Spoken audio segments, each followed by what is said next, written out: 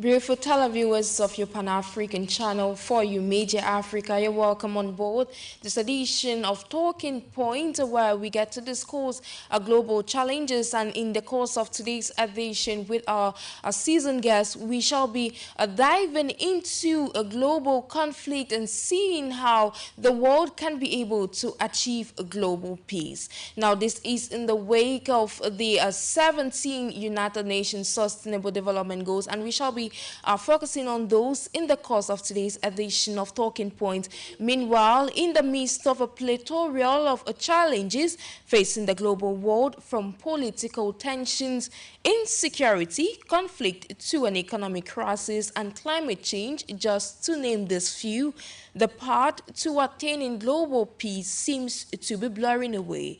In line with the United Nations 17 Sustainable Development Goals, we realize that every entity that implies that citizens as well as leaders have something to contribute for the world to achieve these sustainable peace in spite of the challenges. At the moment, the world has an ongoing crisis in the Democratic Republic of Congo, a political turmoil facing Libya, political instability in Sudan, with the people, especially Africans, perishing in an attempt to cross over to Europe through the Mediterranean. We equally recall the ongoing war in Gaza and the Ukraine-Russia crisis, health challenges, with alongside the hesitancy in climate action amidst a host of others. How feasible would it be for the world to attain sustainable global peace and stability in this contemporary society? What recommendations can be made towards this goal? It's what we shall be trying to analyze in the course of today's edition of Talking Point. Ladies and gentlemen, stay with us.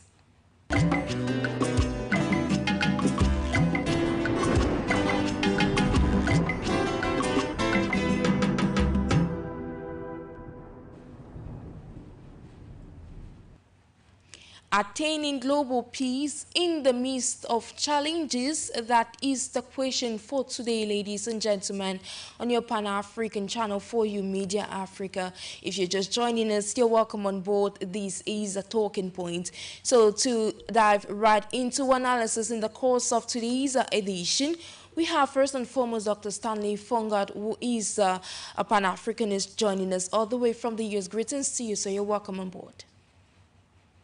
Thank you so much, Sharon, for having me, and also thanks my co-panelists for joining, and those who are watching the channel as well. Thank you. It's always a pleasure to have you on board. We shall be diving and heading over to India, where we have Saurabh Kumar, who is an STG advocate or STG activist, and he doubles as a health and climate advocate. Greetings to you, Kumar. Welcome to today's edition.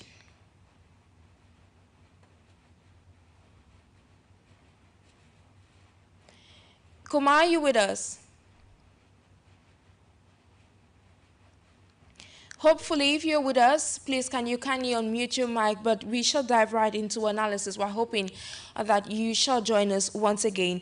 So, while diving right into analysis, as we mentioned in our preamble, the world is facing a plethora of challenges at the moment, but then there is still this question, this need for global peace, this need for the world to be able to attain sustainable development in the midst of all these challenges.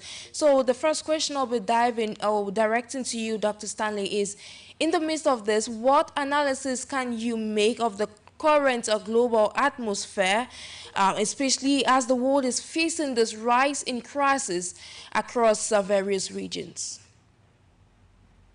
We are dealing, I think that we need to be able to, fully understand where the world stands, and we are dealing with very deep philosophical ideas, and some of these philosophical ideas, predate, 200-300 years. Some of them are just a couple of hundred of years, about 100 years old. And so it's important for us to understand exactly what these philosophical ideas are, especially as we try to be able to navigate this very complex terrain when it comes to global peace. I think that we, first of all, need to be able to break that down, because if you look at somebody like Thomas Hopp, which is one of the great big philosophical minds, you know, and his idea was the fact that if we were going to basically talk about global peace, you know, address the issues of poverty, we need to be able to have some kind of a perspective where, you know, a select few, okay, have the authority to be able to legislate, especially when it comes to the issues that it's,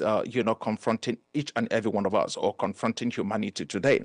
The problem with that idea is the fact that who is going to be this select few? And I think that this is exactly where we find ourselves in the world today, where you have countries like those in the West that basically thinks that because of their success, you know, especially after years and years of enslaving the world, their success and also importing all the brain that the world has into their individual nations, their success somehow, you know, has given them that moral objective or moral clarity for them to be able to tell the rest of the world what to do.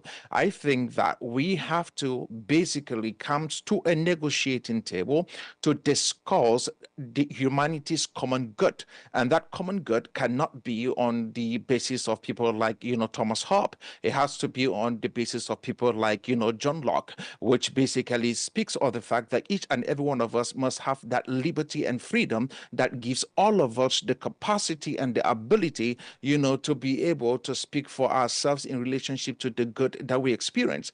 If we are going to start talking about having a world in which, you know, we achieve our objective and there is world peace, we must first of all understand exactly what individual peace would look like. You cannot talk to me about trying to be able to achieve world peace when I'm going through hell in my individual lives. I cannot be able to also talk about trying to be able to bring about world peace when I have not been able to bring peace into my own soul.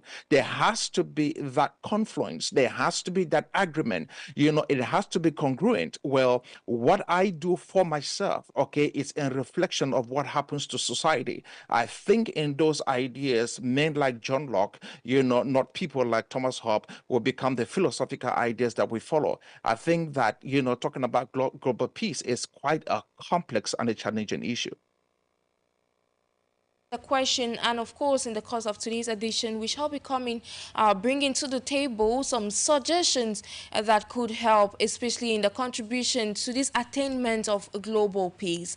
Now, like I mentioned, we have been joined by Sorap Kumar, who is a sustainable development goal activist. And now, having listened to your co-panelist Kumar, now what are some of the factors in your opinion that are fueling this crisis across the global world, especially at the expense of a peaceful and stable world?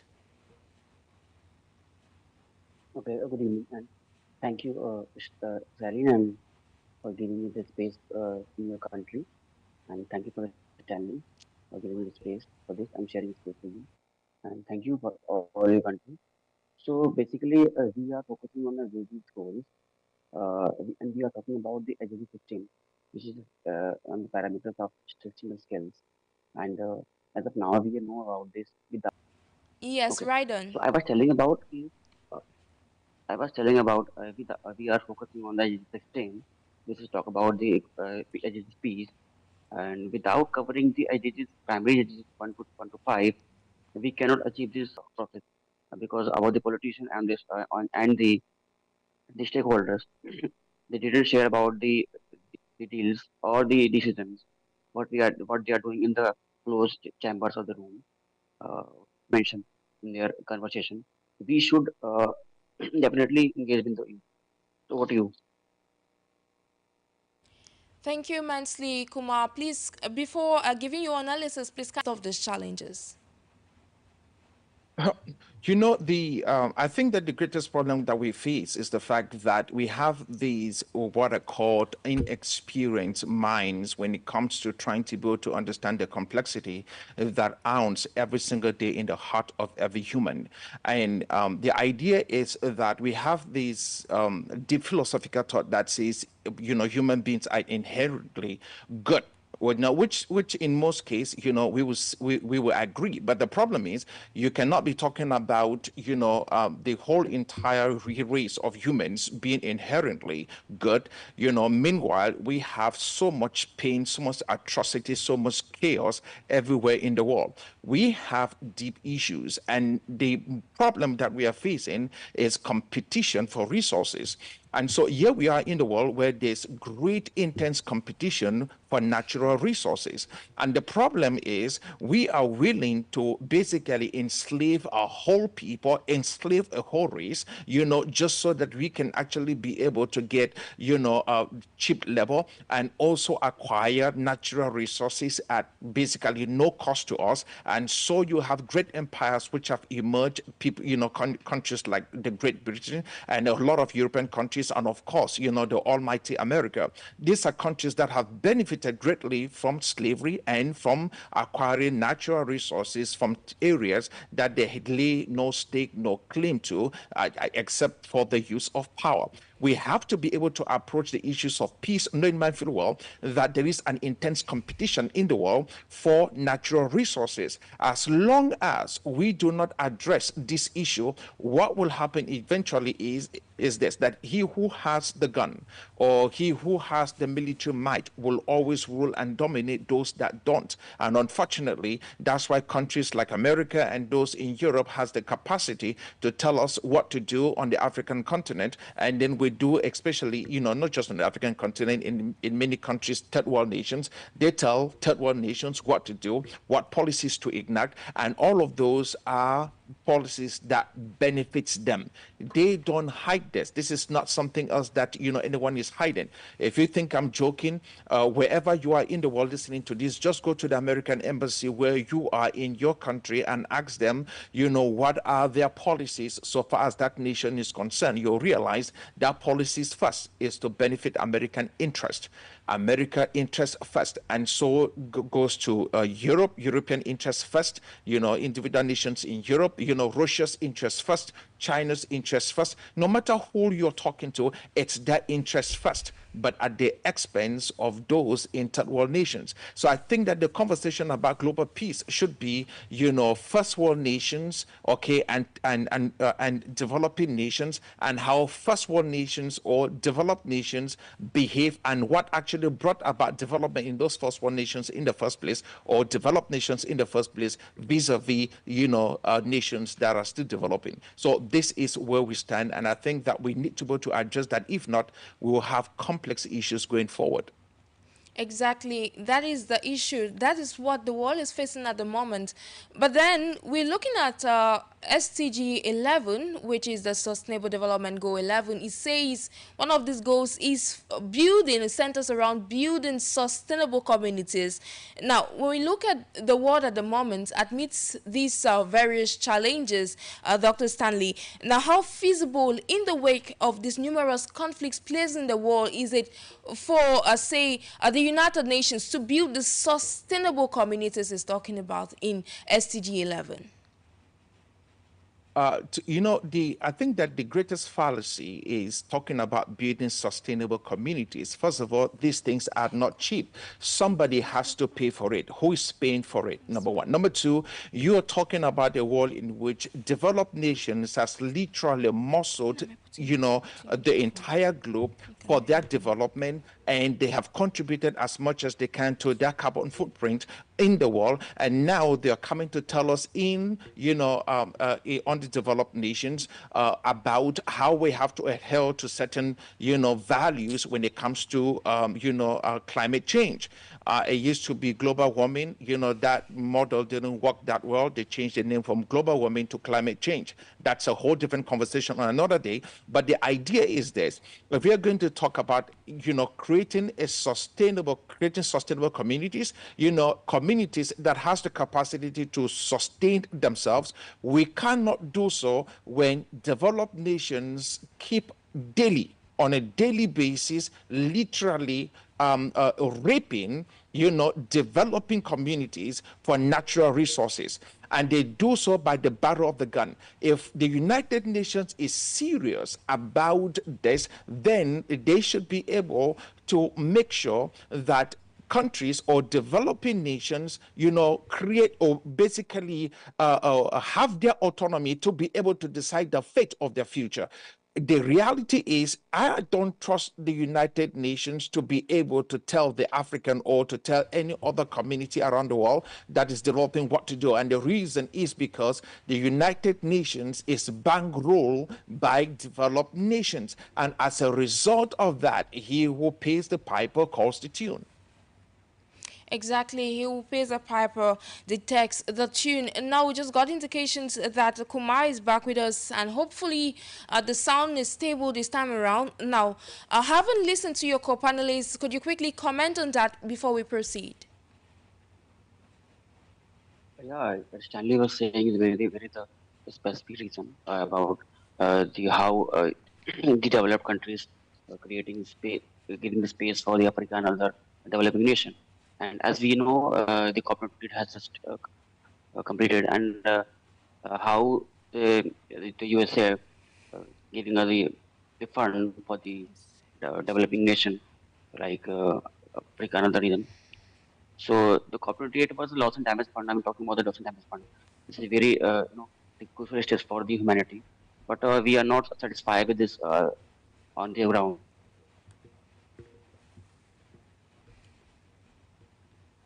What do you? Unfortunately, due to connection issues, we are facing a difficult communicating with you, Kumar. But nonetheless, would insist that you take off your earphones before you can be able to proceed, because we have difficulties in getting you. Nonetheless, we just proceed, and I will just continue with you, Dr. Stanley. Now, having listened to you, you said nations actually get to decide what happens to their respective countries. Now, in that regard, what factors can foster the implementation of this dream of global peace in, of course, a sustainable world? Look, global peace will actually ensue when individual nations basically take their destiny into their hands. I think that global peace will begin when first world nations, nations like the United States of America, unfortunately, I keep calling them first world nations, bad habits, developed nations, like America, like, those in Europe. Once these nations decide that they will have to basically take their hands off, period, underdeveloped nations, and allow these underdeveloped nations to basically take their own destiny into their hands, I think that we will start talking about enjoying some kind of world peace.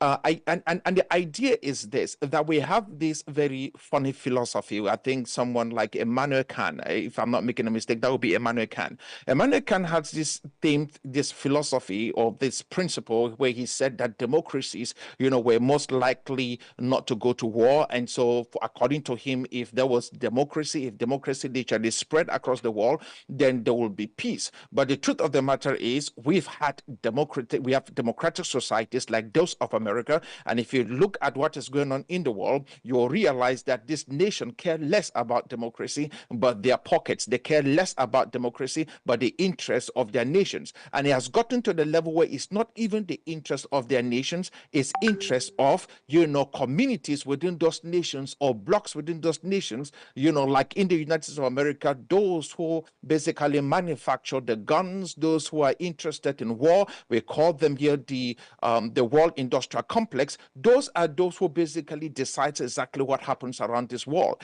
And obviously, if for example, countries like Russia is facing what Russia is having with a country like Ukraine, most of those ammunitions and guns that Ukraine is using is actually coming from the United States of America, and there's a group in America that's benefiting from that, and those are the people who sell, all the weaponry. We have to be able to basically allow nations to decide their destiny. I don't think that anybody can basically come into your house and tell you exactly, what will make you happy if you're not happy in the first place. The only person who can decide your happiness, it's yourself. So we have to basically encourage nations to decide their destiny by themselves. Nobody is an adult infant. nations and global nations should be able to detect what happens to the nations. They should be able to uphold their destiny in their own hands. Now, Kumar, can you hear me? Hear you. Yes, It is loud and clear. it's better now. So, in a bit to proceed, I was asking your co-panelists on how the world, the global world, can be able to implement this ideology of a global peace, given the stakes that are involved. We're seeing the plethora of challenges. We've seen crises in respective countries, like we mentioned in our preamble. We've seen in the East, the Middle East, and we've seen crises in Africa, and they're still ongoing. And now, how can the United Nations, being a sustainable development goal activist, how do you think that they can push forward with this goal, or say with this idea, in a bit to implement the global peace, which is what the whole world at the moment is aspiring for? Okay, so I was the part of the YUMCO, which is a UNFAA organization, and the United Nations of African position. I talk about the global peace. Global peace is just a dream. It's not a realistic things. Uh, when we decide this is a goal, it is not a dream or simply other realistic thoughts. So we can move on this without engaging, as I mentioned, the youth, without mentioning the people, the population, we cannot force to the country, one country to the amend or something like uh, create a law, because their sovereignty of the country is bound to the legal. No, and I believe this the individuality is play a very crucial role for the peace. If each individual person will take steps, necessary steps for this, and they will believe that they can take an action, and they are engaged with the government, with the negotiation, they can put their thoughts, their voice can be heard in the assembly, in the the general assembly as well. I'm talking about this. So this is the process, and we can definitely we can assure get this global peace, because this is we have to move on this the real thought, not a dream. Yeah, exactly. Every person has a role to play when it comes to achieving peace. But then, what are some of the limitations to achieving this global peace we're talking about? Because, say, at the respective levels, at national levels, like for instance, we have these countries that are ongoing this crisis. Don't we think that they're doing enough? We've seen the SDG goal to achieving a peaceful, inclusive, and of course, a sustainable world. But how feasible is this in the wake of these challenges? Because these crises are somewhat limiting the efforts that could be put on ground to be able to achieve this. The Sustainable Development Goals 16, which is talk about the global peace. As we know, this is 16 on the chronological order. This is which talks about 16. What about the 1 to 5? What about the global hunger? What about the poverty? What about the education? What about the engagement of youth? And what about the engagement of women? Nobody talks about this. We cannot jump on the first scale to the 13 without solving the basic problems like conflicts, like war, like food and security, as we saw in the Gaza and the Palestine conflicts. So the people are just they're starving, and they are not they could take good foods when they cannot access the pure water, the clean water. Let's talk about the strategy 6. So this is the I personally believe to achieve the SDG 16 or simply 17, we have to focus on the primary SDG goals, which is the 1 to 5, which is the global hunger, remove poverty, the quality education, and the engagement of youth and women. So this is the power of youth. We have to put in a document or a political declaration. I was the part of the political declaration of the UNHLM. So I was mentioning the same things, the point by point, what our youth believes in the global peace. So each point is like the education, the higher quality education, the the food security, the climate security. These are all the communication things. If we can achieve this, then definitely we can get the global peace. So global peace is a dream, but we have to move into goal. So on my take. Over to Exactly, it's you. all about moving forward. And now, Dr. Stanley, in the past or past editions, we have mentioned that we underlined the importance of strong institutions in the global world, in spite of strong individuals. And now, in building sustainable societies, the Sustainable Development Goal Agenda, or goal number 16 of the United Nations, sorts, like I was talking to Kumar, was about providing peaceful, inclusive, sustainable communities while granting individuals access to justice and building strong institutions.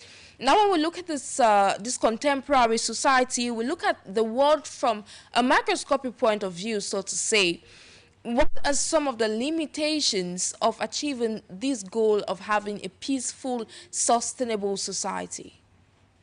I think that we have to, first of all, really deal with our, diplomatic issues.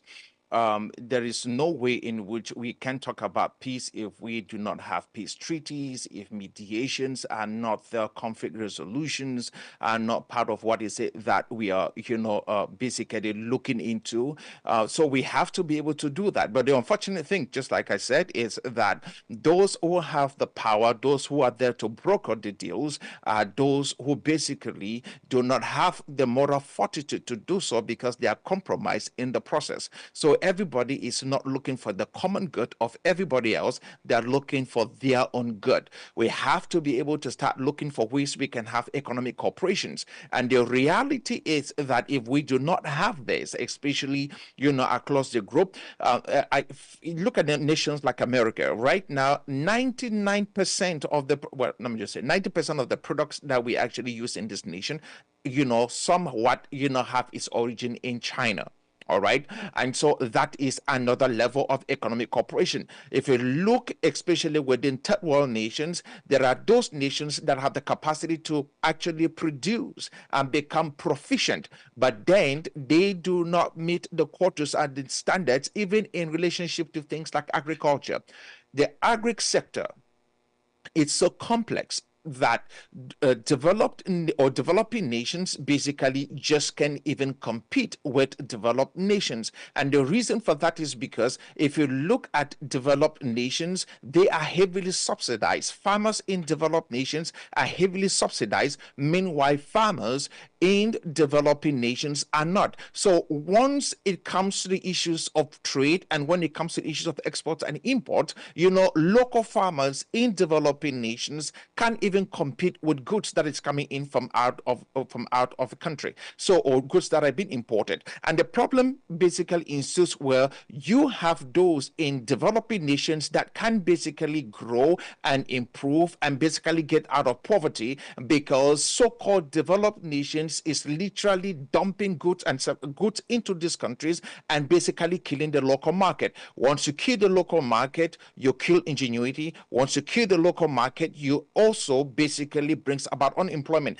because those farms that were supposed to be employing their own quota can't do so because they basically can't make any money. Those are the issues that we're facing. We must also be able to address the issues of social justice. The social justice is such a great thing, right? It's such a great idea. And social justice and inclusion. And so basically the idea becomes, once we start talking about social justice, we have to be careful to start asking ourselves questions like, what do we mean by social justice? And also, what do we mean by inclusion? If we are talking about social justice, where everything about social justice is about the LGBT community, if you're talking about social justice, when everything about social justice is what America defines as social justice and what America defines as inclusion, then that is absolutely wrong. No nation has the right to be able to tell another nation exactly what their social justice policy should be. America has no right to be able to show up in any nation and tell that nation exactly how and what they should do. That is basically crazy. Who made him a de facto, who made her a de facto brother, big brother on in the global stage? Who basically decides, what government, whose government? There are nations that basically do crazy things daily. All right, people die at the expense of men sitting in the office of power, with absolutely no recourse to their lives, and there's nothing anybody can do about it. We have to be able to basically talk about social justice from the perspective of culture and society, and allow individual nations to define what their social justice and inclusion will be. That is very important. You cannot show up in any country or on the African continent and start telling people exactly what they should do. I think that the moment we start allowing education, I think my co-panelist said something about education, which is extremely very beautiful. The moment we start educating ourselves, okay, allowing ourselves to benefit from other cultures, you see, we are different. The black, we're white, we are, Asians, we are Southern Americans, we are North, Americans, we are hippies, we're Hindus, we're Muslims, we're Christians. This mosaic, this beautiful colors create a wonderful mosaic, a beautiful painting that basically gives us the harmony that we need in life. It's like walking into an orchestra where there are different instruments, and somebody is on the violin, and somebody is playing the drum, somebody is playing the cymbal. All of those music individually is quite boring, but wait until the conductor comes in, and then all the instruments basically falls into place, and then it creates this beautiful symphony, and the harmony you hear becomes heavenly. That's what it means for each and every one of us around the globe to come together. But we can only come together when everybody understands their part, when everybody respects their part, when everybody will not influence and try to be able to marginalize and treat another person as if to say they do not belong. If we are talking about global peace, there has to be global respect. Now, you mentioned something about social justice and inclusion, and now you said about the policies. Now, over to you, Akuma. Having listened to your co-panelists, when we talk about, could we say that some of the policies our respective nations do implement somewhat limit this aspiration of social justice, inclusion, and definitely the attainment of global peace in our respective nations? Yes, Stanley mentioned a very crucial point. The culture and society, and the how we can maintain the harmony between the two community or three community or the members of the community. In India, we are facing the same things as of now. The Muslim, the Hindus, and the Christianity. We have to take the collaboration to into the peaceful harmony. And I believe that uh, uh, the indigenous community play a very crucial role for this. I know in some of the countries, including India and other the Asian countries like Pakistan and Bhutan and other, so they are focusing on more on the wealth or the saving the lives of the environment of the like groundwater, say, for this, for example, and the ecosystem.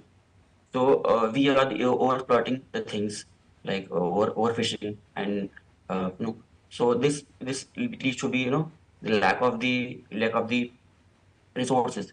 So for these resources, they overexploiting things, and this leads to be the conflicts and the wars, maybe some So this kind of things, and I believe this the cultural and uh, you know cultural things are very important for me to maintain the society for the social justice as well.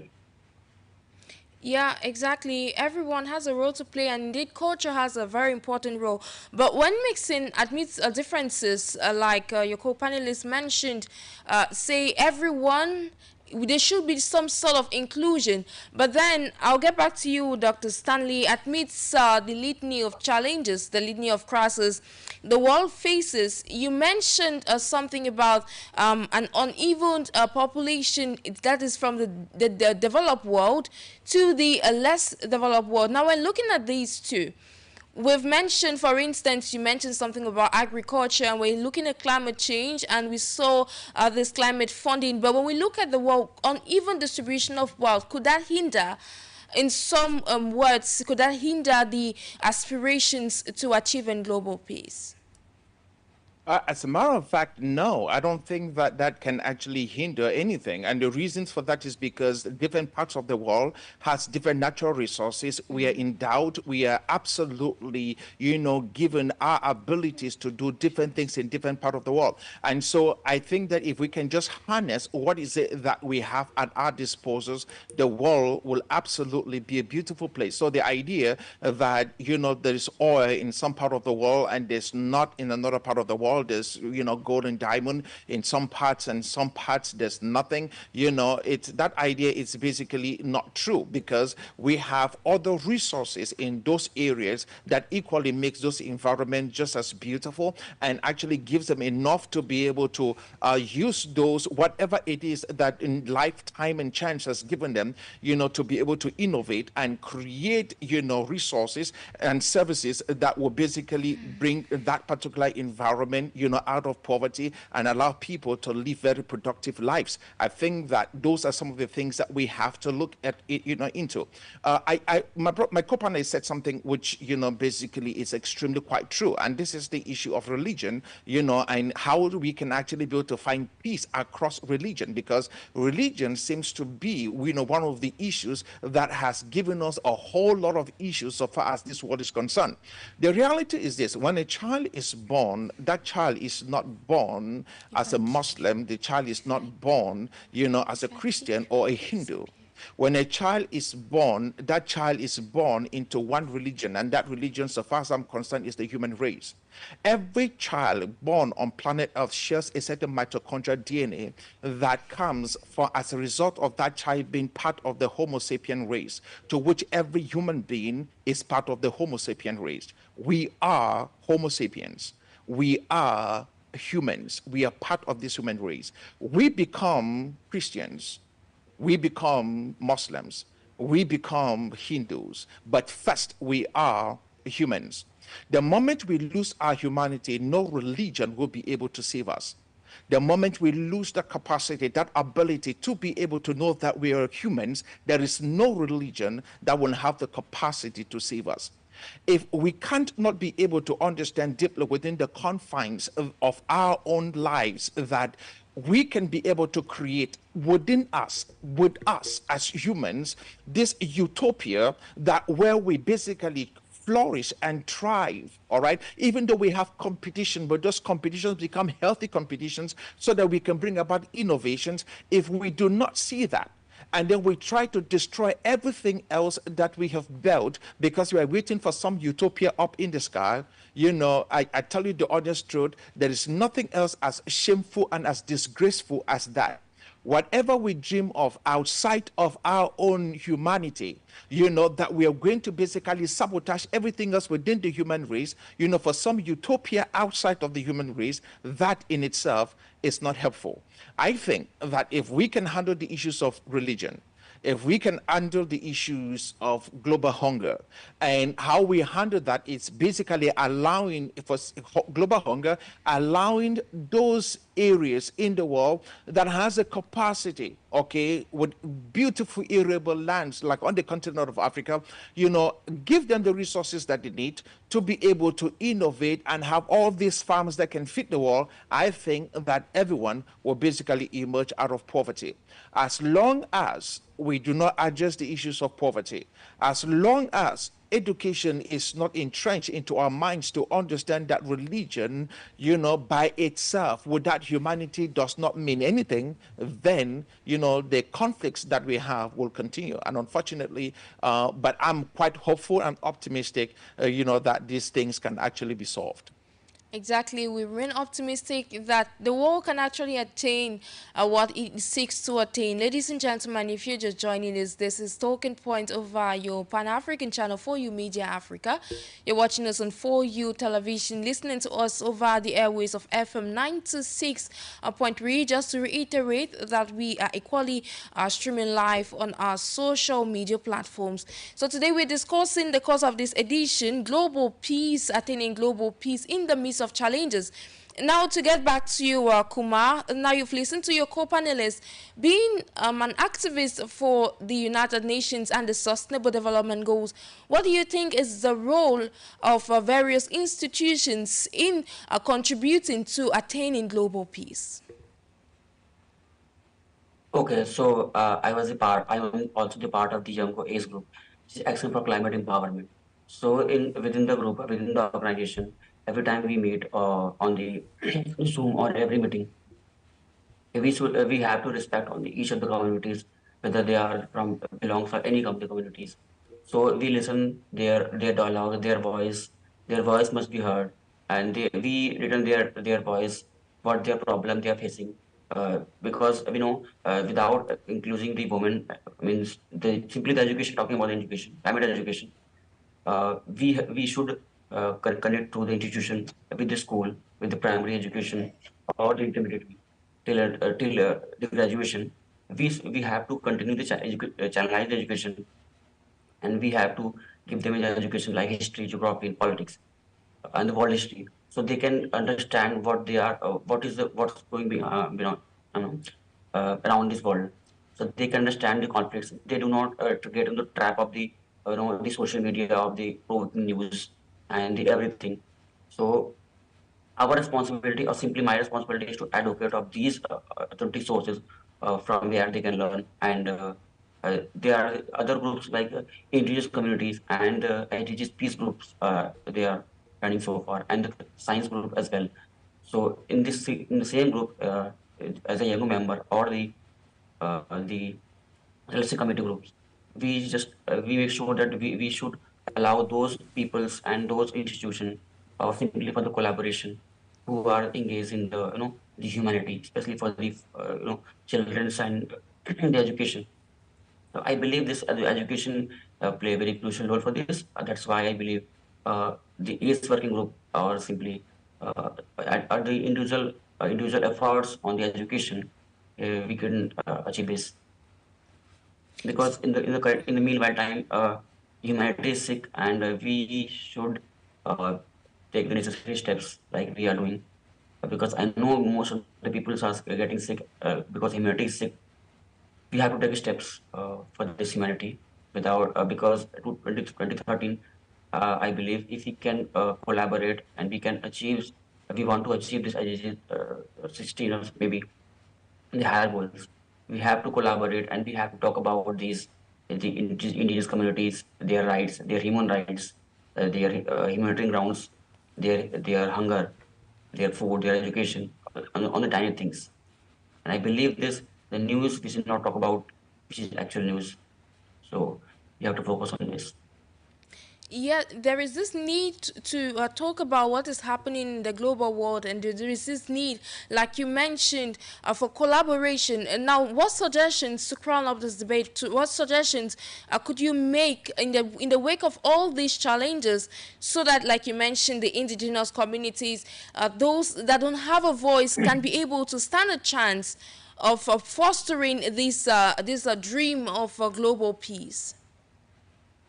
Okay, so I am the part of the multiple organization, which is a GYBN, Global Youth Biodiversity Network, and the CYCN, and the Africa Youth.